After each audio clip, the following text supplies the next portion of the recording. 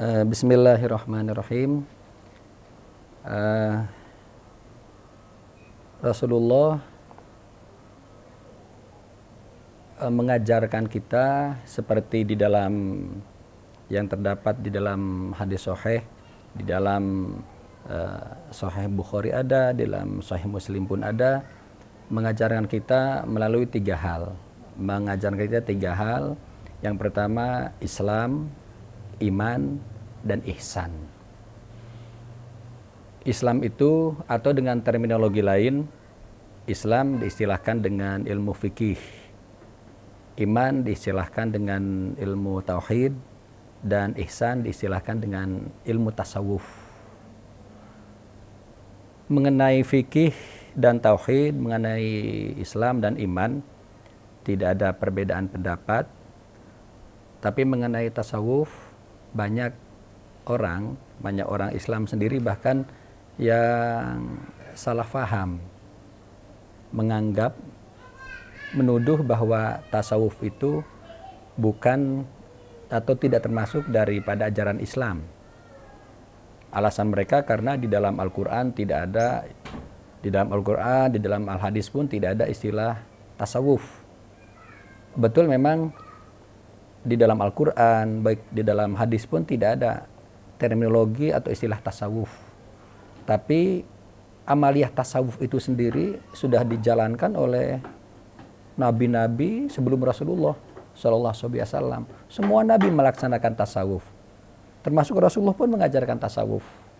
Seperti beliau uzlah, tahannus di Gua Hiro, kemudian mendapatkan wahyu surat Al-Alaq itu, kemudian beliau suka menahan lapar. Itu semua amaliyah tasawuf. Jadi secara amaliyah, tasawuf itu sudah ada sejak zaman nabi-nabi yang lalu, termasuk diajarkan oleh Rasulullah. Para sahabat juga melaksanakan tasawuf. Sahabat 4, sahabat Abu Bakar, Umar, Utsman, Ali radhiyallahu ta'ala anhum, dan sahabat-sahabat yang lain terkenal dengan sabarnya, tawakalnya, ikhlasnya, dan sebagainya. Itu amaliyah tasawuf. Jadi tasawuf itu berasal daripada Islam. Nah, thariqah itu merupakan salah satu bagian, merupakan salah satu cawangan daripada tasawuf. Thariqah itu sendiri didefinisikan oleh para ulama dengan siratun mukhtassatun bisalikina ilallah min qat'il manazil wa taraq ilal maqamat wal ahwal. Thariqah itu jalan yang khusus untuk seseorang bisa menghadap, bertawajuh kepada Allah dengan cara melalui tahapan-tahapan ahwal dan makomat yang telah didapatkan oleh para ulama. Semua itu dilakukan untuk agar seseorang bisa mengendalikan hawa nafsu yang negatif, hawa nafsu yang jelek-jelek, agar dia bisa bertawajuh, bisa sampai kepada Allah dengan tidak terganggu oleh hawa nafsunya. Itu thariqah. Satu hal, di dalam thariqah itu seseorang tidak bisa mengikuti thariqah, seseorang tidak bisa melaksanakan thariqah, mengikuti thariqah tanpa adanya seorang guru pembimbing, tanpa adanya seorang mursyid. Para pelaku thariqah dinamakan murid. Orang yang membimbing para murid itu dinamakan mursyid. Tidak semua orang bisa menjadi mursyid. Tidak semua orang. Ada 5 syarat utama, ada 5 syarat pokok yang sudah disepakati konsensus ijma para ulama ahli sufiyah atau thariqiyah mengenai siapa saja, siapa yang boleh jadi mursyid. Yang pertama, orang yang bisa jadi mursyid itu orang yang alim dalam hal ilmu tauhid. Dalam hal ini adalah ilmu tauhid mengikuti faham akidah ahlu sunnah wal jamaah. Secara tenfrinsi, juga secara garis besar, secara global. Yang kedua, orang itu harus ma'rifat kepada Allah. Sidqon wa amalan. Secara ilmiah, juga secara amaliyah. Orang itu sudah mengamalkan. Harus sudah ma'rifat kepada Allah. Bukan sekedar ilmu saja, ilmiah saja tanpa atau belum bisa mengamalkan. Yang ketiga, selain pandai dalam hal ilmu tauhid, orang itu juga yang syarat seorang mursyid, orang bisa menjadi mursyid, harus pandai, alim dalam hal ilmu fikih. baik itu hukum-hukum sunnah, hukum-hukum fardu, hukum-hukum mubah dan sebagainya. Harus pandai, sebab dia akan mengarahkan murid-muridnya bukan dalam ilmu torik atau hakikat saja, tapi juga dalam ilmu syariat. Karena torikoh itu, tasawuf itu tidak bisa lepas daripada ilmu syariat, tidak bisa dipisahkan. Dalam hal ini Imam Malik berkata, barang siapa man tasawwafa walai matasyarra faqad tazandaqo. Orang yang hanya melaksanakan tasawuf tapi tidak bersyariat, zindik orang itu.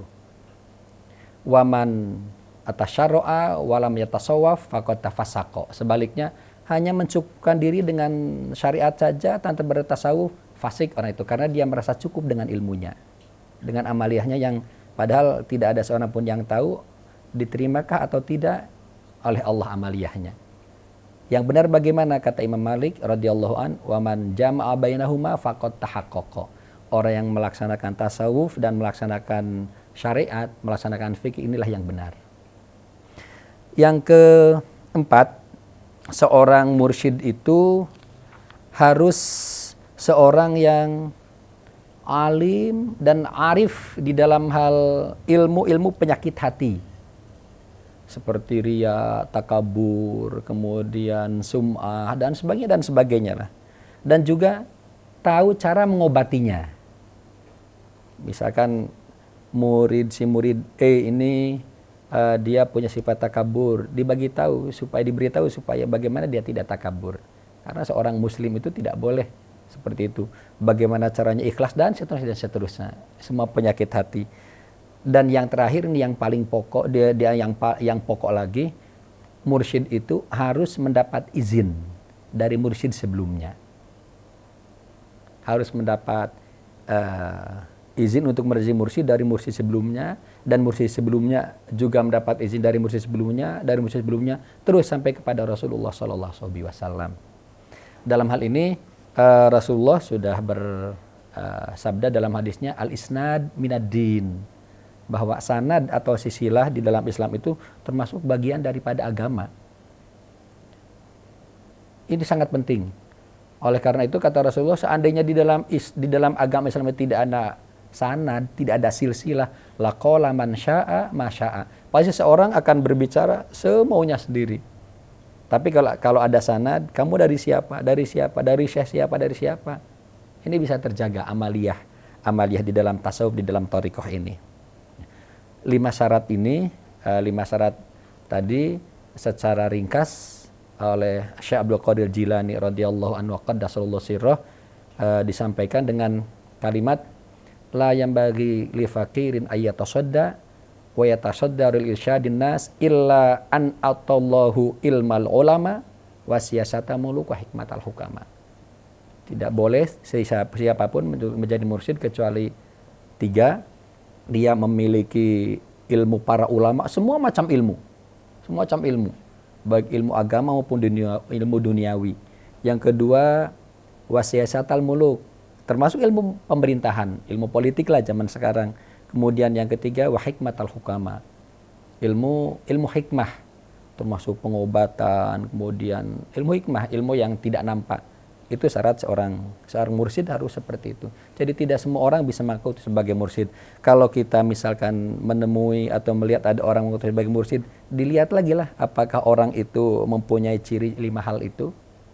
Syarat yang 5 itu, kalau tidak ya beliau bukan seorang mursyid.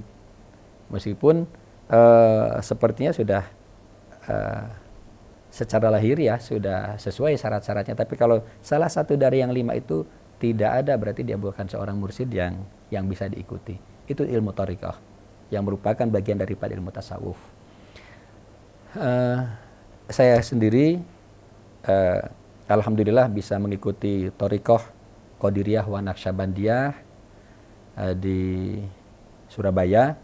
Thariqah Qadiriyah wa Naqsyabandiyah di Indonesia banyak sekali, alhamdulillah. Silsilahnya semuanya mu'tabaroh. Khusus thariqah Qadiriyah wa Naqsyabandiyah yang kami ikuti di Surabaya, mursyid kami adalah Syekh Ahmad Asrori bin Utsman Al-Isaki radhiyallahu an.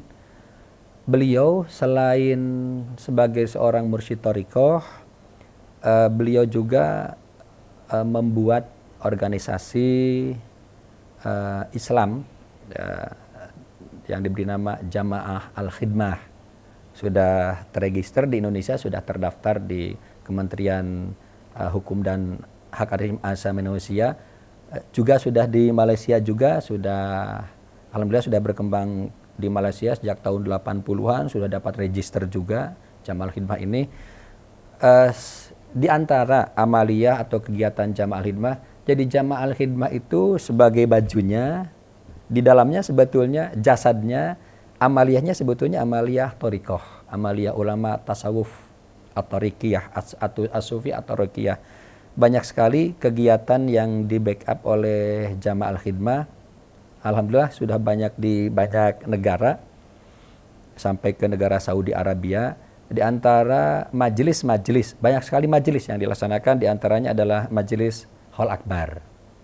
Di Malaysia sudah rutin sejak tahun istiqomah sejak tahun 80, di Singapura juga seperti itu.